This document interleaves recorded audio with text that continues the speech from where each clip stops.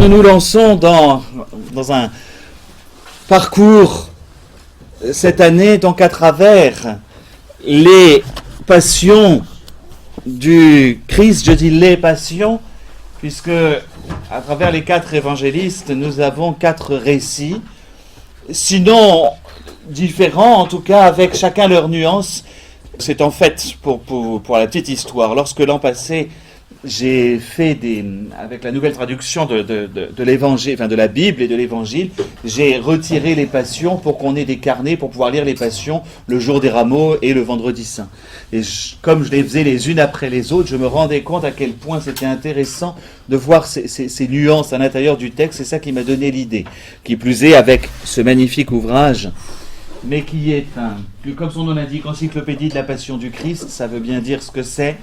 Je pense que je ne vous infligerai pas de le lire. C'est Raymond E. Brown, donc exégète catholique américain, qui, voilà, au bas mot, je ne sais plus, 1600 et des brouettes, 1700 pages. Voilà, c'est pour vos longs soirs d'insomnie. Simplement, c'est un ouvrage qui est très intéressant, mais trop détaillé. L'exégèse à purement parler, c'est pas ce qui m'intéresse. C'est non pas de faire le détail de tel ou tel mot ou phrase. En revanche, c'est son analyse théologique qui est intéressante, c'est-à-dire cette manière de mettre en parallèle les différents textes, les renvoie aussi à d'autres passages, soit du Nouveau, soit même de l'Ancien Testament, et de se rendre compte des nuances des 4 évangélistes. Finalement, à partir des textes de la Passion, d'abord, nous allons contempler un moment crucial, au sens propre du terme, de la vie du Seigneur et de notre histoire, en tout cas religieuse. Mais en contemplant ces récits, nous allons voir ces nuances à la fois spirituelles, mais finalement qui sont aussi les nuances spirituelles de chaque évangile. C'est cela qui est intéressant. Lorsque j'aborde l'évangile de Saint Marc, je n'ai pas la même intention, alors nous avions travaillé il y a quelques années avec, mais je n'ai pas la même intention que lorsque je travaille avec Saint Jean. Lorsque j'aborde les questions de Saint Matthieu, ce ne sont pas celles de Saint Luc. Et la chose est intéressante, et je commence vraiment par ça, parce que je trouve que c'est vraiment le plus important pour nous en termes d'arguments. De la même manière que je vous demanderai de décrire la Vierge à l'enfant qui est là, et il y aurait autant de manières de la décrire que nous sommes ici. C'est-à-dire que chacun sera marqué par quelque chose qui va lui tenir à cœur. Ou quand on décrit un arbre, enfant de la Vierge, quelqu'un va voir l'enfant, l'autre va voir seulement le doigt brisé, un autre va voir le visage, un autre, voilà, le manteau qui est court, ce qui est rare, enfin bref. Chacun va voir un élément. Peut-être qu'il va lui marquer, ce sera pourtant la même Vierge. Et c'est un argument fondamental. Quand on est par rapport aux Écritures, combien de fois des gens nous disent « Mais de toute façon, c'est faux votre Bible, et vos évangiles, ils disent même pas la même chose. » Mais c'est logique que nous ne disions pas la même chose, puisque nos regards sont portés les uns par rapport aux autres, de manière différente. Et donc nos 4 évangélistes, face à la passion du Seigneur, moment fondamental de la vie du Christ, vont avoir chacun un regard différent selon ce qu'ils veulent transmettre. Ça, c'est le premier point. Je terminerai aussi par les récits, évidemment, de la résurrection. Je trouvais intéressant quand même d'aller jusqu'au bout, j'espère avoir le temps, mais qu'il faut quand même aller jusqu'au bout et pouvoir comparer ces 4 récits de la résurrection. Enfin, il y en a 5, puisqu'il y en a 2 de Saint Jean. C'est très particulier, mais qu'on puisse au moins les avoir, ça nous permettra de remettre aussi une certaine chronologie. C'est jamais évident. Non, mais quand est-ce que c'est l'épisode de Saint Thomas par rapport aux disciples d'Emmaüs? Enfin, il y a toute une journée. Voilà, ce sera peut-être plus la journée de la résurrection que je verrai avec vous, plutôt que le déroulement une comparaison. Je voulais vérifier d'abord le nombre que nous étions avant de faire. Je vous prépare une synopse, c'est-à-dire, elle est prête, elle est prête à imprimer. Mais je ne voulais pas en éditer soit un trop gros nombre, soit en manquer. C'est-à-dire, ayez quand même toujours une Bible, parce que j'irai faire des excursus dans des textes de l'Ancien Testament, en règle générale, mais j'en profiterai pour vous... Je vous fais donc un texte, c'est-à-dire où vous aurez les 4 textes, les uns à côté des autres. C'est beaucoup plus facile, c'est beaucoup plus simple. Voilà, une synopse Il y en a une là. Comme ça, je peux me permettre de montrer. C'est une manière de présenter les évangiles dès qu'il y a quelque chose. Mais vous l'avez la version, du Père Benoît. Vous avez les 4 évangiles en fonction de ce qu'ils racontent.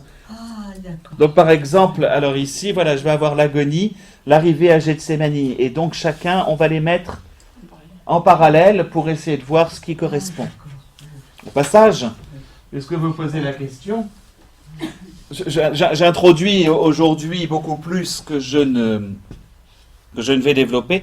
Je vais vous donner à peu près le plan, le plan de ce drame, en fait, un drame en plusieurs actes, tel que le décrit Raymond Brown. C'est vraiment cette idée-là. Je voudrais donner d'abord, évidemment, comme chaque fois, les généralités. Première chose, les récits de la Passion sont très certainement les récits les plus anciens des évangiles. C'est les premières choses qu'on sait raconter. Si vous prenez la proportion, même à l'intérieur des évangiles, 2 chapitres, pour celui de Saint Marc, c'est 2 chapitres sur 14. C'est pas rien. Chez Saint Jean, 2 sur 21. Vous avez une forte proportion et que le récit important des évangiles, le premier récit qui s'est transmis dans les communautés chrétiennes, ce sont ces récits de la Passion.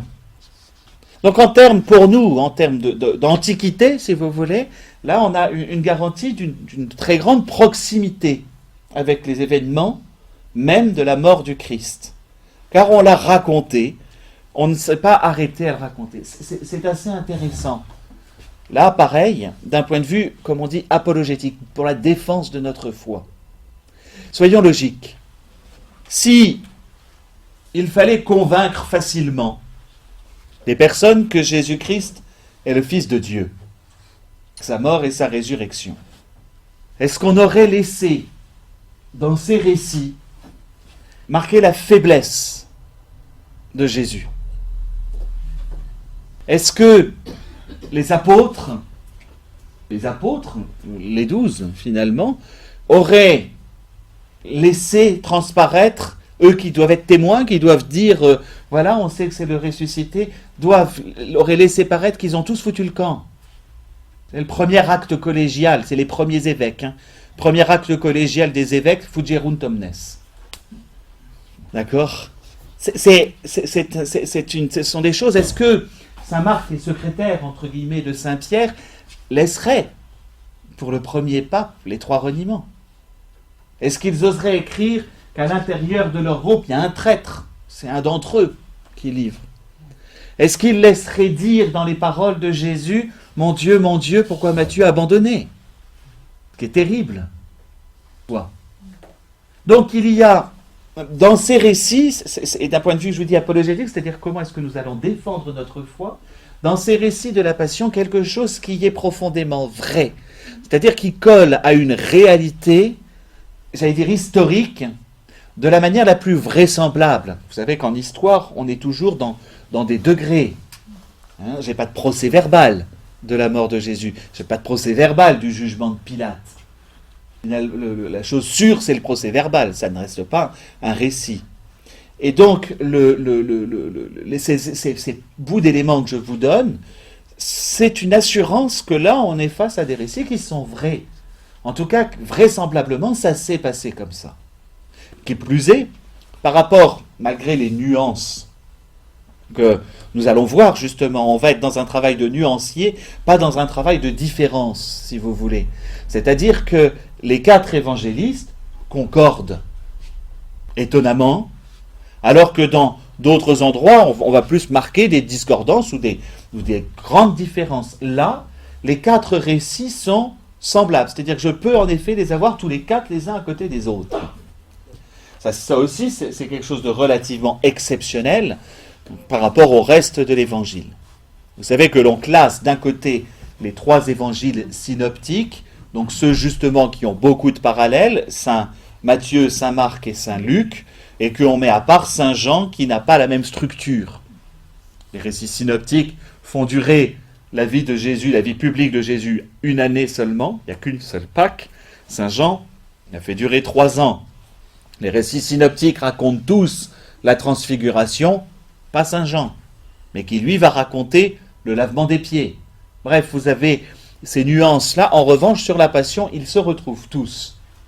Et ils se retrouvent tous particulièrement sur certains événements qui vont nuancer l'arrestation au jardin, le jugement de Jésus, dans un premier temps c'est-à-dire que la structure est même la même, jugement de Jésus par les Juifs, puis par les Romains, par Pilate, avec en intermède entre les deux jugements à peu près le reniement de Pierre, Jésus qui a porté sa croix, Jésus qui meurt, entouré d'autres condamnés à mort sur le Golgotha. On a la même structure. C'est intéressant parce que déjà au moins on a quelque chose d'identique. Donc ça c'est le premier point, les récits les plus anciens et très certainement les récits les plus authentiques si vous voulez, qui ne sont pas, comment vous dire, sur lesquels quand quelqu'un vous interroge vous pouvez lui dire ben si, c'est très vrai, historiquement c'est vraisemblable. Vraisemblable ne veut pas dire voilà, je vous parle d'un point de vue scientifique, je ne vous parle pas du chrétien ou du prêtre par rapport au texte. Mais c'est toujours intéressant par rapport à ceux qui vont critiquer en disant si jamais on avait voulu de faire de Jésus, un super Dieu, on n'aurait pas décrit ça. C'est une évidence, c'est un bel argument, ce qu'on appelle d'apologétique est assez simple, facile à comprendre pour n'importe qui, donc gardez toujours ça en tête. Donc ça, le premier point. Deuxième point, qui est pas des moindres, Raymond Brown le dit, il y a un souci de la part des évangélistes de transmission. Ce que j'ai reçu, dit saint Paul, à mon tour je vous le transmets. Lorsqu'il va parler de la scène, vous savez, c'est ce qu'on lit le jeudi saint dans l'épître aux Corinthiens. Donc ce que j'ai reçu, je vous le transmets à mon tour. Et il y a un souci de la part des quatre de la transmission, d'abord d'une tradition, mais d'un élément essentiel pour comprendre qui est Jésus. C'est saint Marc qui le fait le mieux, j'allais dire, puisque tout le long de son évangile, l'évangile de saint Marc est une enquête. Vous avez déjà étudié cet évangile, mais c'est une enquête. Mais qui est cet homme? Et qui est cet homme? Qui est cet homme? Ça se termine à la mort de Jésus. Vraiment, cet homme est le Fils de Dieu, dit le centurion. Et donc, il y a une transmission sur qui est ce Jésus et quel est son rôle. Par conséquent, les quatre vont donner, dans une certaine mesure, une facette du personnage de Jésus. Une manière de le saisir, de le voir, de le comprendre. Et dans ce souci de transmission, il y a par conséquent, et c'est là aussi il y a quelque chose sur lequel il nous faut savoir argumenter, un choix qui est fait. Paul Ricoeur parle du problème de la mise en récit, qui met toujours en œuvre le rédacteur. Le rédacteur, ou ce que je vous disais tout à l'heure, celui qui va me décrire le paysage, la statue ou quoi que ce soit, est marqué par sa propre personnalité, ça c'est le côté interne, psychologique, mais est aussi marqué par l'intention qu'il a et ce qu'il veut transmettre ou démontrer. Saint Marc, c'est flagrant. Il faut démontrer que Jésus est bien le Fils de Dieu.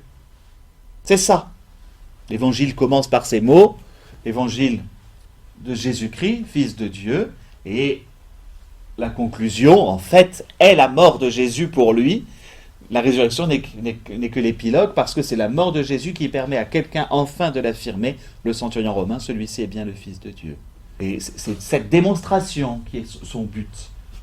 Donc peu importe, déjà dans le récit de l'évangile en tant que tel, de savoir si historiquement, si chronologiquement ça s'est passé comme ça, c'est pas son souci. En revanche, au moment de la Passion, il va falloir le montrer. Et donc cette attention qui est portée par chacun des auteurs, saint Matthieu, si vous voulez, saint Matthieu, c'est vraiment l'accomplissement, celui qui accomplit les Écritures. Je vous donne un peu, entre guillemets, la fin, mais tout ça on va le voir, mais ça vous donne au moins les axes. Celui qui accomplit les Écritures. On va avoir perpétuellement, car c'était écrit, comme il était écrit. Et les références vétérotestamentaires sont À profusion chez saint Matthieu. À profusion. C'est même la caractéristique de son évangile, si vous voulez. De tout l'évangile. Mais la Passion nous met cette lumière encore plus... c'est encore plus flagrant. Saint Matthieu a pour but, voilà, de montrer Jésus accompli.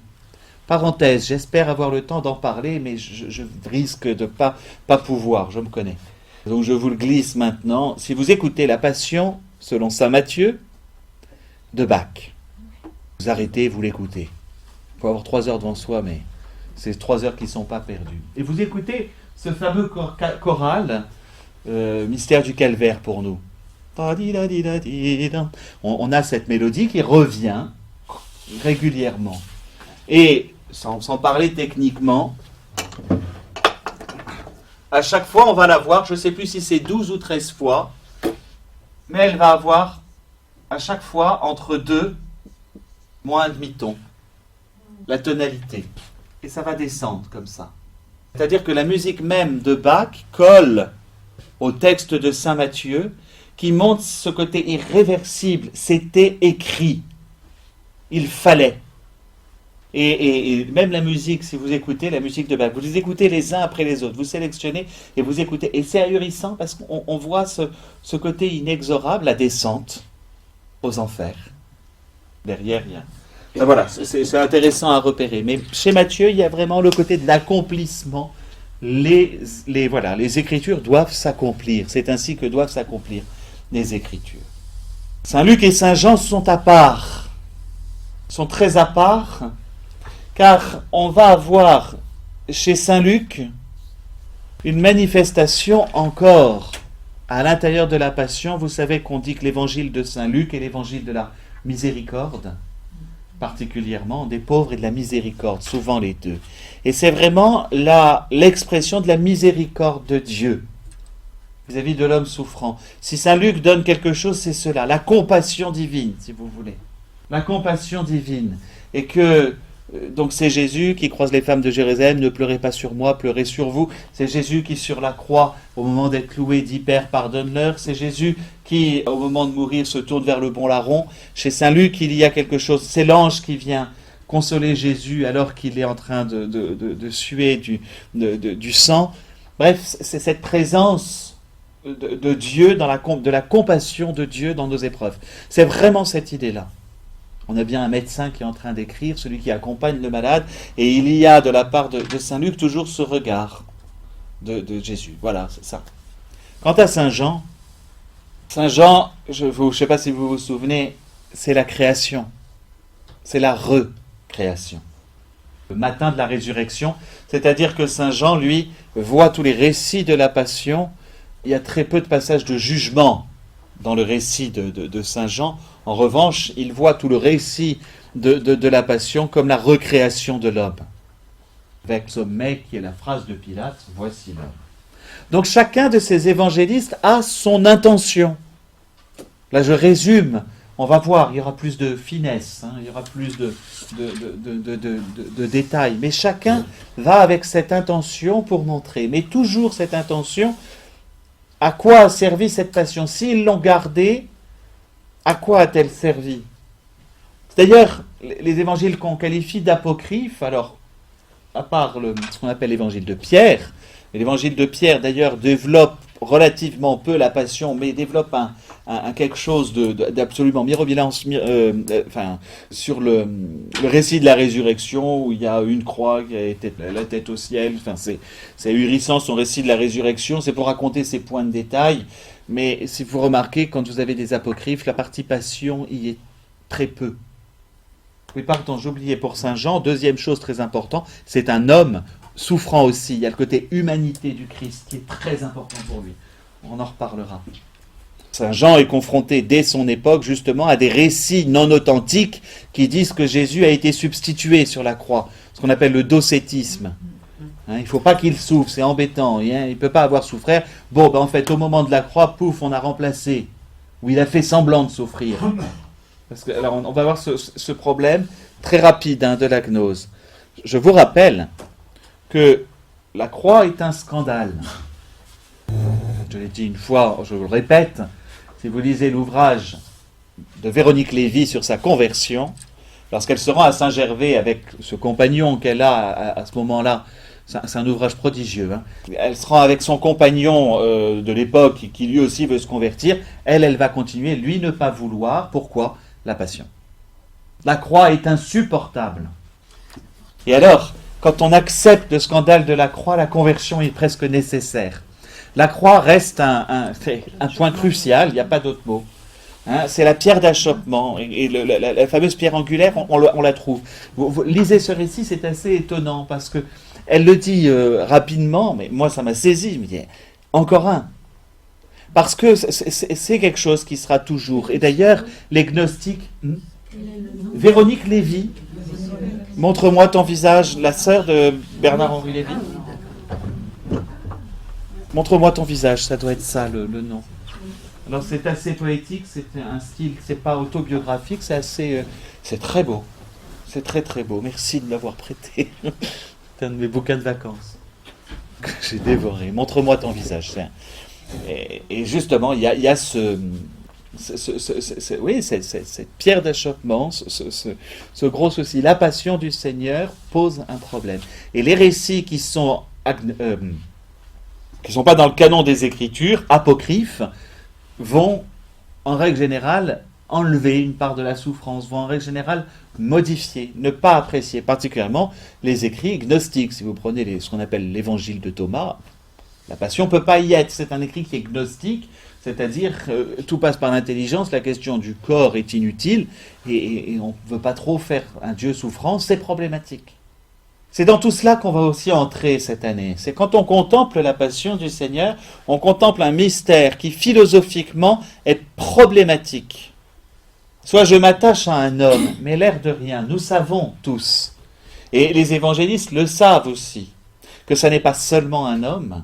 Et donc à travers ce récit de la passion, nous sommes obligés de nous interroger sur le problème de la souffrance de Dieu. Et donc, sa vulnérabilité. La réponse, nous l'avons, nous chrétiens. La réponse, elle s'appelle miséricorde, justement. Mais, l'air de rien, philosophiquement, c'est aussi un scandale. Dieu ne peut pas souffrir. S'il est parfait, il est impassible. Donc, il ne peut pas vivre de passion. Et ce sera un des arguments contre la divinité de Jésus. Ça n'est pas possible. Mais la pleine humanité du Christ. On est face à la réalité de la personne de Jésus. Où là aussi, comment Jésus peut-il dire « Mon Dieu, pourquoi m'as-tu abandonné ?» On verra ça. Ça reste des questions aussi qui, pour nous, lorsqu'on chante ça, le psaume qu'on chante le vendredi saint ou les rameaux, on fait « Ben oui, mais en même temps, bizarre. » Après, il faut lire le psaume en entier. On en reparlera. Hein, ça, c'est une réalité complète. Donc, en touchant ce que je vous disais, chaque évangéliste, mais en même temps, c'est un des points aussi qui est important pour nous à avoir en tête, on est sur une pierre d'achoppement, sur quelque chose qui va scandaliser. Et qui scandalise les chrétiens, encore. Ne pensez pas que la spiritualité de la croix soit parfaitement acceptée. Certes, peut-être qu'il y a eu une période où on a beaucoup insisté, trop, sur l'aspect passion et sacrifice en oubliant la résurrection. Il y a une rectification qui a été faite, je suis en train de chercher son nom, et ça me reviendra. Un exégète, pareil, qui a repris en disant il faut qu'on ait aussi la résurrection. Mais il n'y a pas de résurrection s'il n'y a pas de passion. Bref, il faut les deux. Il ne faut pas insister plus sur l'autre que sur la première. Soit dit en passant, même sur la résurrection, c'est un point d'achoppement de la foi d'un certain nombre de chrétiens. Un sondage, une fois à la télévision, disait que seuls 80 ou 75% des chrétiens croient en la résurrection. Et non, 100% des chrétiens croient en la résurrection. Celui qui ne croit pas en la résurrection n'est pas chrétien. C'est tout. C'est une évidence. Hein, donc on peut faire n'importe quel sondage, celui-là, j'en suis sûr. On ne croit pas en la résurrection, mais on a donc cette conscience que Jésus est passé par la mort. Et que cette mort du Messie reste quelque chose d'important. Donc dans le souci de transmission, il y a aussi, autre point, ce n'est pas mon dernier, autre point, il y a aussi le problème du choix.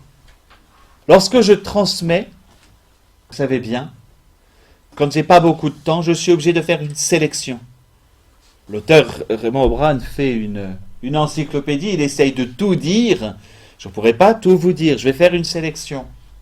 Mais les évangélistes ont fait une sélection aussi. Il ne faut pas s'en offusquer. L'exhaustivité, ça n'est pas possible en soi. Il manquera toujours un élément. Je ne vois pas sur quoi on peut être exhaustif. Parce qu'il y a plein de monde. On ne sait pas, voilà, on ne connaît pas le nom de la servante qui a reconnu Saint-Pierre. Et pourquoi est-ce qu'elle l'a reconnu? Peut-être que c'était la cousine, je ne sais trop qui.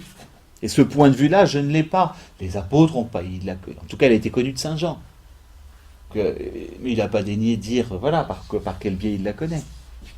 Certains vont préciser, Simon de Cyrène, le père d'Alexandre et Rufus.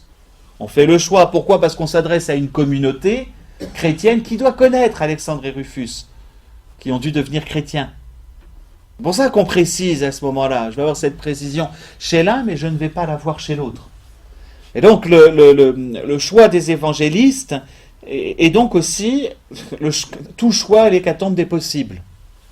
C'est-à-dire qu'ils sont obligés de trancher et donc de prendre tel ou tel aspect. L'avantage des passions par rapport au reste de l'évangile, c'est qu'on a quand même beaucoup de choses en commun. Ils n'ont pas tranché beaucoup sur les passions.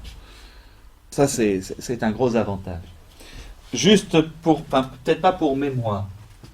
Vous savez dans quel ordre ont été écrits les évangiles? Peut-être pas. Donc c'est bien de le rappeler. Je vais faire simple. Hein. Mon professeur d'exégèse me hurlerait dessus. Non, le père Yvan, il ne râlerait pas trop.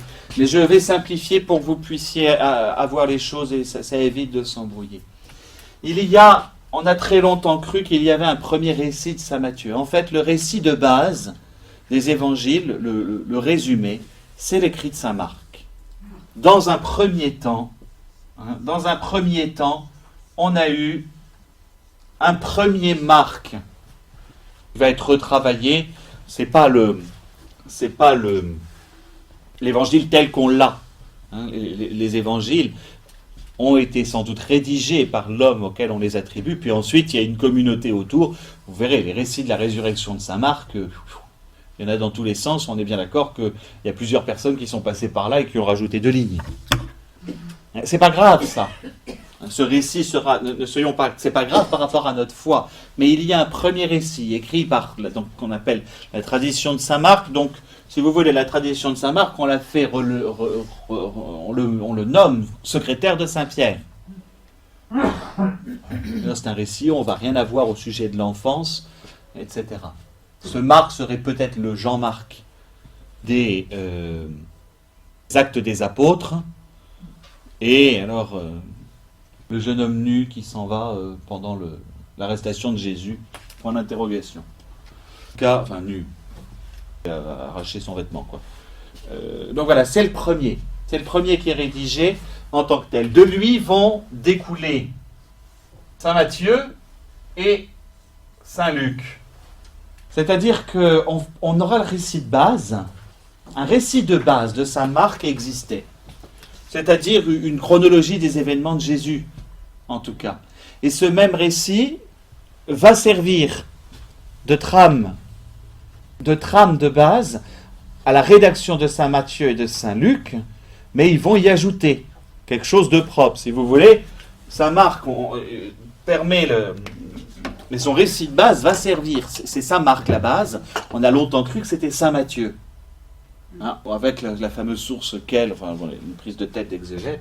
Ce qui est intéressant, c'est que Saint Matthieu a eu aussi un apport de son côté, et Saint Luc a eu aussi. Comment est-ce que j'affirme ça? Les récits de l'enfance, qui ne sont que chez Saint Matthieu et Saint Luc. Prenez les récits de l'enfance, plus d'autres événements, des paraboles qui leur sont propres. Accessoirement, c'est intéressant, puisque si vous prenez les annonciations, ici c'est Joseph, c'est du côté de Marie, l'un et l'autre. Pourquoi Joseph? Très probablement, Saint Matthieu est très probablement de famille proche de Jésus, ils se connaissent. Fils d'Alphée, comme un certain Jacques, 10 cousins de Jésus, les frères de Jésus, etc. Il y a une proximité de famille, il ne faut pas les imaginer si éloignés les uns des autres.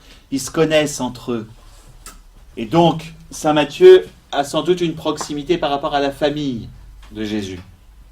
Des récits qui se transmettaient, en tout cas du côté paternel.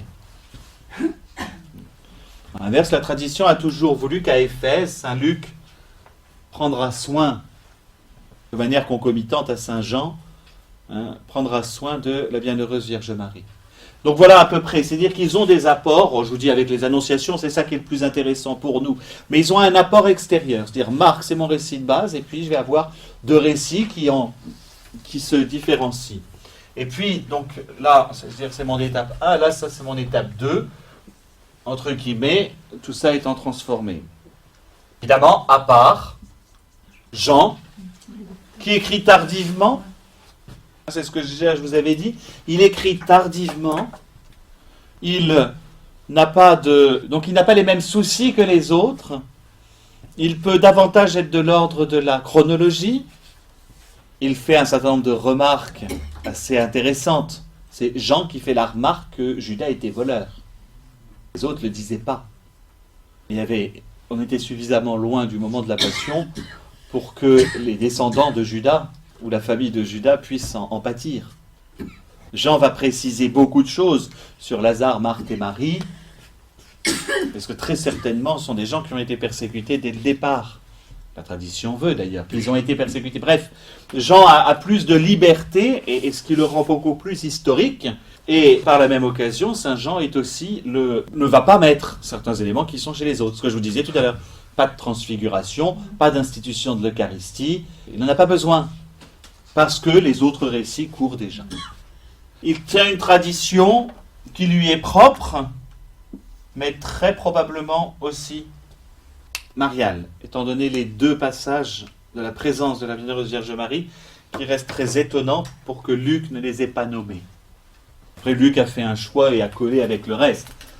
Entre guillemets, saint Jean voit peut-être plus haut et voit très bien la portée de la présence de Marie à Cana alors que pour Luc, ça n'avait pas cette portée-là. Il ne faut pas s'en inquiéter. Alors, et Jésus, il s'exprime. Voilà, voici ta mère. Il y a l'expérience que Jean va faire. Ce que l'on sait simplement, après l'histoire n'est pas claire là-dessus, on sait très certainement que les deux, très certainement, ont eu. Simplement, Luc peut avoir eu aussi les contacts de la famille maternelle uniquement, même si on a quand même une précision, Marie gardait tout dans son cœur, c'est quand même lui qui le dit. Donc pour le dire, il y a quand même une expérience de la Vierge Marie qui est particulière. Mais saint Luc tient une tradition aussi qui est totalement du côté, j'allais dire, si vous voulez, saint Matthieu c'est du côté, oui, plutôt la tribu de Judas, c'est-à-dire la descendance davidique de Jésus, et que par Luc on a quelque chose qui est beaucoup plus du côté des Lévites, des prêtres, du culte. Je viens d'apprendre, je ne vous l'ai pas dit l'an dernier, qu'à la suite de l'exil, on parle des 10 tribus perdues d'Israël. C'est qu'aujourd'hui, on n'a aucune idée, quand des personnes qui sont juives, à quelle tribu ils appartiennent. Sauf s'ils s'appellent Lévi, et les dérivés, celles qui sont de la tribu sacerdotale, et que ça s'est gardé dans la tradition, et qu'on a gardé au moins la descendance davidique, je crois, donc on en a encore après l'exil. Aujourd'hui, finalement, on n'a plus que les Lévis, mais qu'il y avait encore les Lévis et les Cohen. Cohen, c'est prêtre.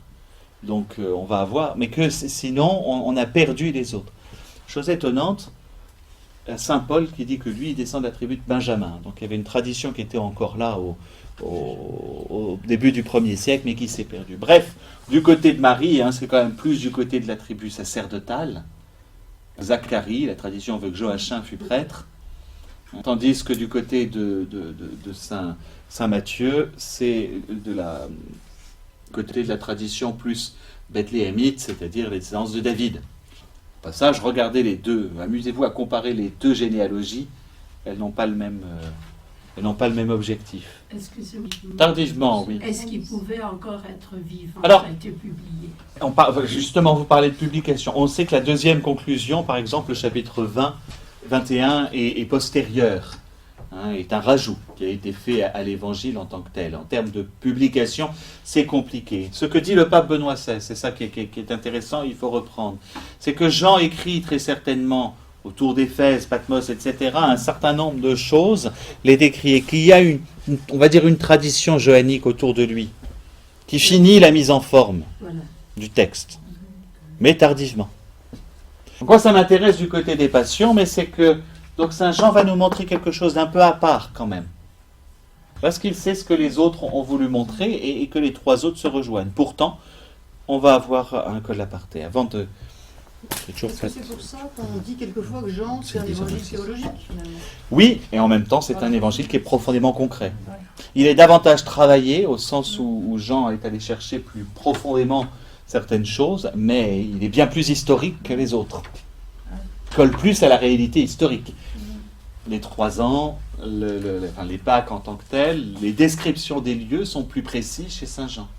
Saint Jean fait œuvre d'historien pour pouvoir faire œuvre de théologien. C'est-à-dire qu'il ancre précisément les récits, tandis que les autres font œuvre de témoins. C'est ce que je vous disais, il y a le témoignage. Et donc le témoignage, un témoignage ne colle pas à la réalité historique, il colle à la vérité de ce qui est vécu. C'est pas tout à fait pareil.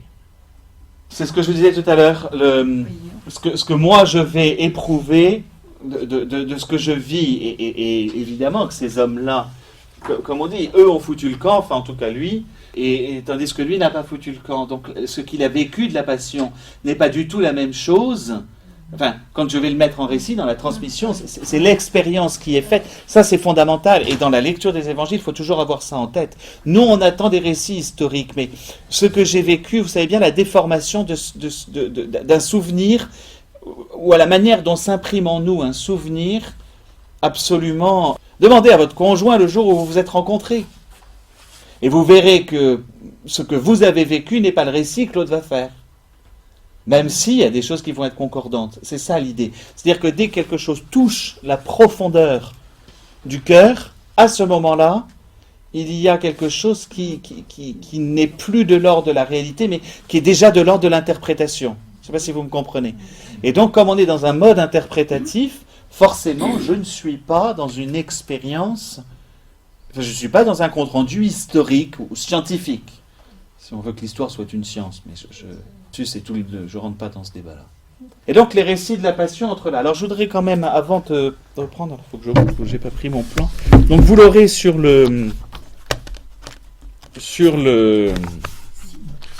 Voilà, la syllabe que je vous ai préparée. Mais je voudrais quand même vous donner le plan, parce que c'est intéressant de savoir où on va. Donc d'avoir ce vraiment Heubronn, mais cela en plusieurs actes. Et c'est vrai, c'est un drame. C'est un drame organisé, une pièce de théâtre, j'allais dire, et elle va être complètement, elle va être vraiment structurée. Là, alors, c'est toujours un peu, je vais vérifier. Drame en 4 actes. C'est ça. Drame en 4 actes, tout simplement. Alors, c'est pas une tragédie classique. Il en manque un. Mais on va s'y retrouver. Premièrement, dans un premier temps, c'est le jardin, l'agonie et l'arrestation. Vous avez vraiment la trahison de Judas, elle est commune à tout le monde. On a dans un premier temps, donc, cette prière à Gethsémani. Alors, si vous voulez, il y a plusieurs étapes. Donc, on est entre la scène qui est décrite et ce temps donc de l'arrestation. Donc, c'est un épisode transitoire très particulier dans le récit. Si vous comparez les 4 récits, c'est même passionnant. Vous avez les récits de l'agonie en tant que tel. Alors, si vous voulez à peu près dans l'ordre, il y a le déplacement. Tout le monde se déplace. On se déplace vers le jardin.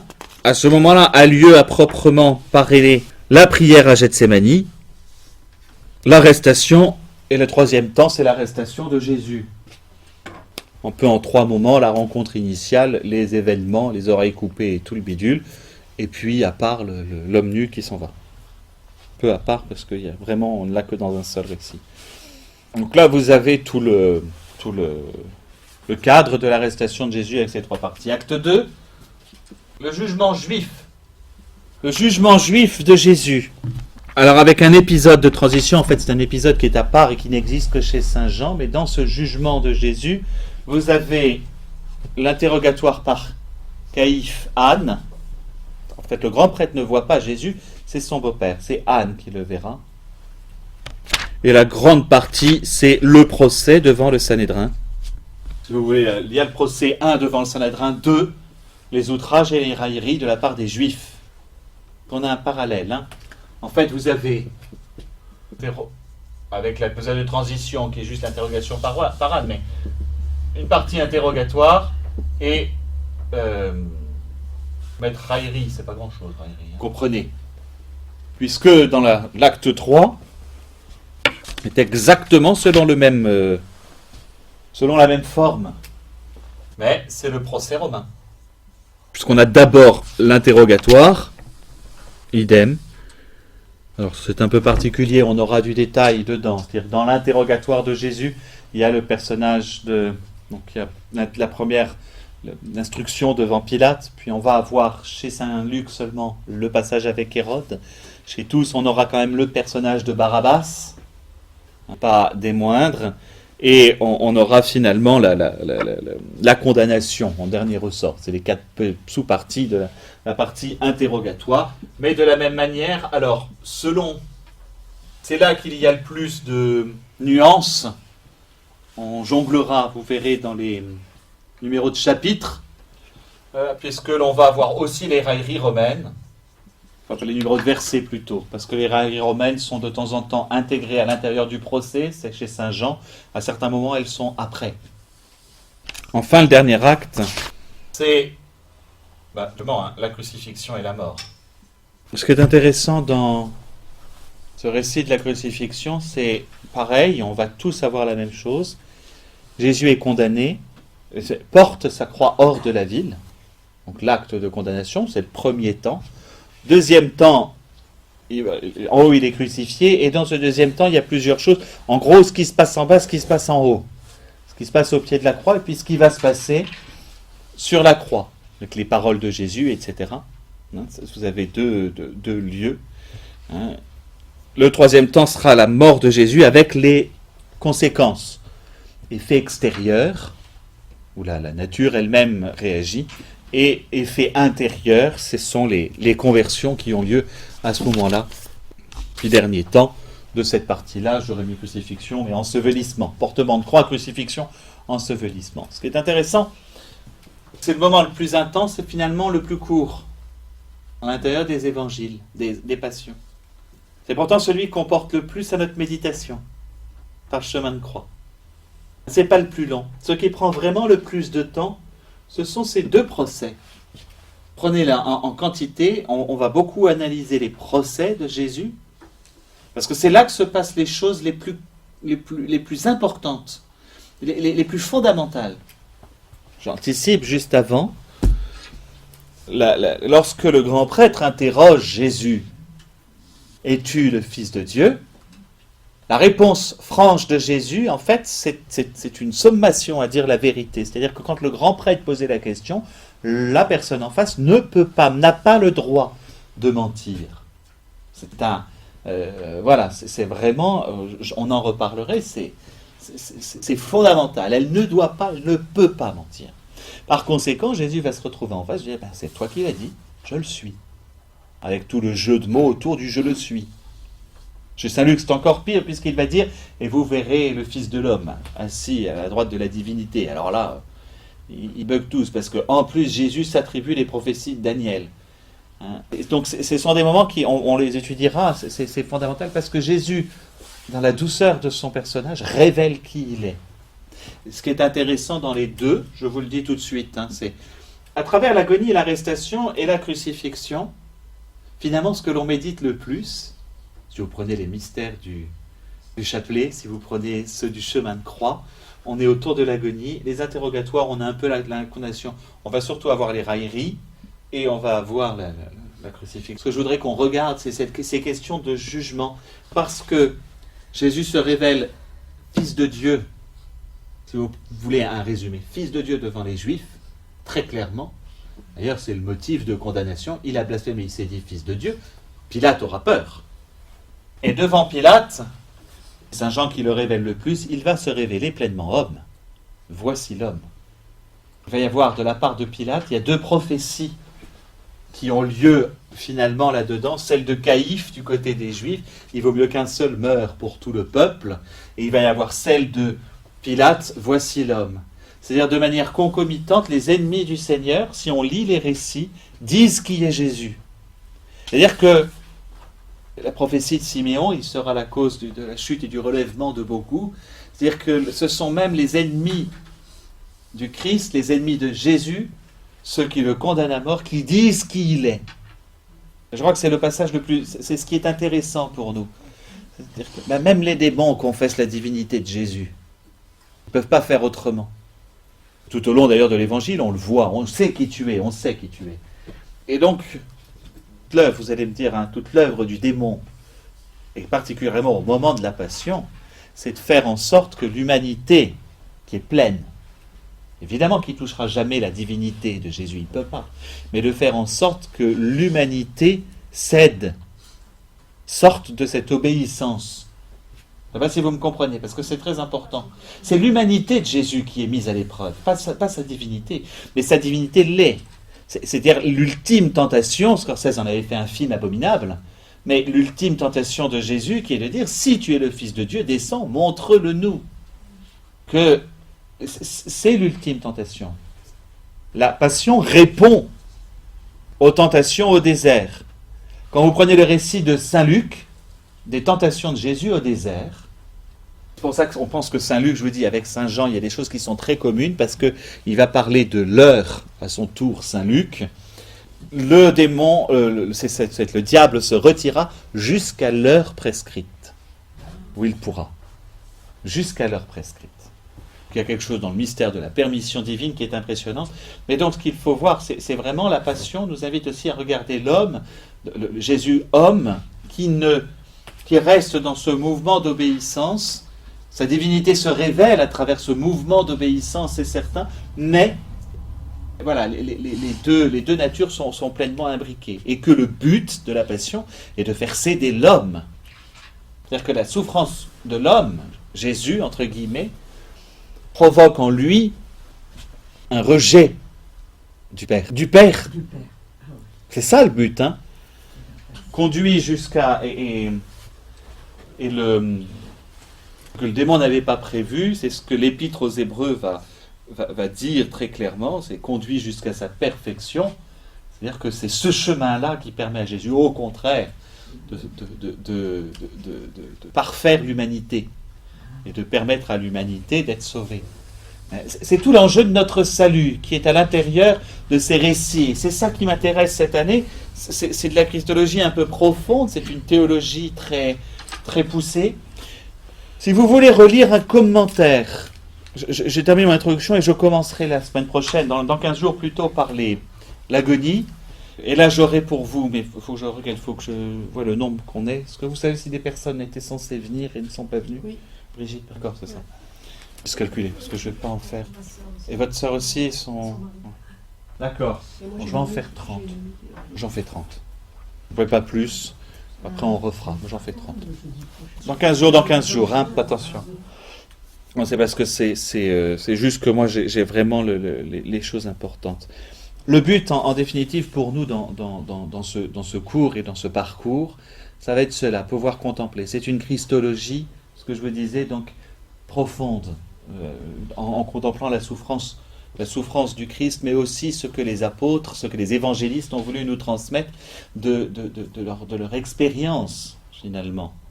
On pourrait tous demander à des personnes qui ont vu, vous voyez, je devrais demander à chacun d'entre vous qui aurait vu le film de Mel Gibson, qui est quand même très dur à voir, de m'écrire un récit. Et c'est là que ce serait étonnant, parce qu'on ne décrirait pas la même chose, je le sais. De ce qui nous a touchés, de ce que nous ne voulons pas nous souvenir, tellement c'était rude, parce que c'était quand même très rude. Mais voilà, il y a des choses sur lesquelles et ce serait intéressant que chacun écrive son récit vécu de la Passion, non pas selon, mais selon ce qu'il vit en voyant cette scène-là. Et c'est ce qui va se passer. Si vous voulez un bon commentaire, un peu long, mais plus facile et abordable, c'est évidemment celui de Benoît XVI. C'est la deuxième partie du tome 2 de son Jésus de Nazareth. Vous savez, on devrait toujours avoir ça comme livre de chevet. Le tome 2 est plus facile que le tome 1. Pour des personnes qui voudraient font beaucoup de voitures ou quoi que ce soit, je l'ai en version audio. Et ça marche mieux en version audio. C'est un prof, avant d'être un écrivain. Donc d'écouter son récit de la vie de Jésus, et alors à certains moments des détails, le premier était plus complexe que le deuxième. Le deuxième est beaucoup plus fluide. Vous me demanderez, parce que ça coûte quand même un bras. Donc j'ai les... faut les demander, c'est une société, il faut les demander à la librairie de la Basilique, notre libraire préféré, je fais toujours de la pub. J'ai omis le nom des éditions. Oh oui, ça. Non, j'ai plus en tête. Oh, pourtant c'est dit au début de chaque truc. C'est bien lu, la voix est agréable de la personne qui lit. C'est bien pratique. Voilà pour l'introduction. Donc la semaine prochaine, si vous voulez, tant que je ne vous ai pas donné, vous pouvez lire dans 15 jours les agonies. Voilà, je suis plus court aujourd'hui. Habituellement, voilà, je termine plus vers 11h. Ça vous permettra d'être à l'heure à la messe.